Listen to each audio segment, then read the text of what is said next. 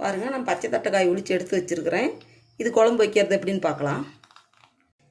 பாருங்கள், 2 தக்காளி, பெரிய தக்காளியை அறுத்து எடுத்துக்கலாம். பாருங்கள், ஒரு மூடி தேங்காயை சின்னதாக பொடி பொடியாக நறுக்கி எடுத்து வச்சுருக்கிறேன். ஒரு 5 சின்ன வெங்காயம், ஒரு பட்டை, 2 கிராம் 3 கிராம்பு, அரை ஸ்பூன் கசகசா, ஒரு ஸ்பூன் சோம்பு. பாருங்கள், கடலை ஒரு 1/4 கப்பு, கொஞ்சம் தான் இருக்கும், ஒரு 50 இருக்கும் கடலை.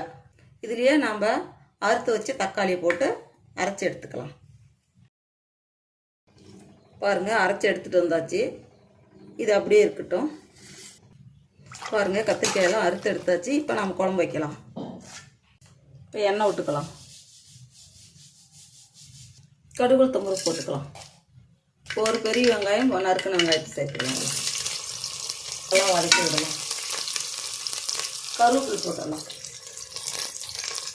இஞ்சி பூண்டு ஒரு ஸ்பூன் போட்டுடலாம். பாருங்கள், எல்லாம் வதங்கி வந்துடுச்சு. இப்போ நம்ம அலசி வச்சுருக்கிற தட்டைப்பயிறு அதில் சேர்த்துக்கலாம். நல்லா ஒரு வதக்கி வச்சுக்கலாம். இப்போ அலசி கத்திரிக்காயும் இதில் சேர்த்துக்கலாம்.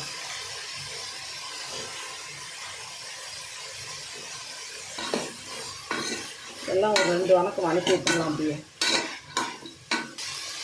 மஞ்சத்தூள் போட்டுடலாம்.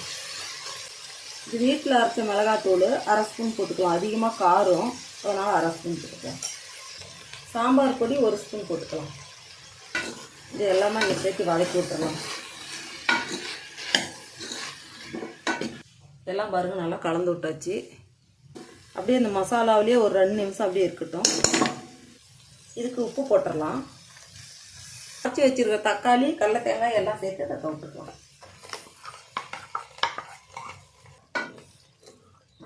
அப்படியே நல்லா கலந்து விடலாம். அப்படியே ஒரு 2 நிமிஷம் இருக்கட்டும். அதுக்கப்புறம் தேவையான அளவு தண்ணி வச்சுக்கலாம். இப்போ இதுக்கு நாம் தேவையான அளவு தண்ணி வச்சுக்கலாம். இது புளியெல்லாம் தேவையில்லை. புளி இல்லாமலே இப்படி தக்காளி வச்சு வச்சாக்கா தான் பச்சைக்காய் நல்லா டேஸ்ட்டாக இருக்கும். நான் எப்பயுமே புளியெல்லாம் சேர்க்க மாட்டேன் இதுக்கு. குக்கர் மூடி போட்டு விட்டுறோம். ஒரு விசில் மட்டும் விடலாம், போதும், வெந்துடும். கத்திரிக்காய், பச்சை தட்டைப்பயிறு எல்லாமே வெந்து வந்துடும். ஒரே விசில் மட்டும் விடலாம். இப்போ நம்ம கொத்தமல்லி தழை தூவி விட்டு எடுத்துடலாம் குழம்ப.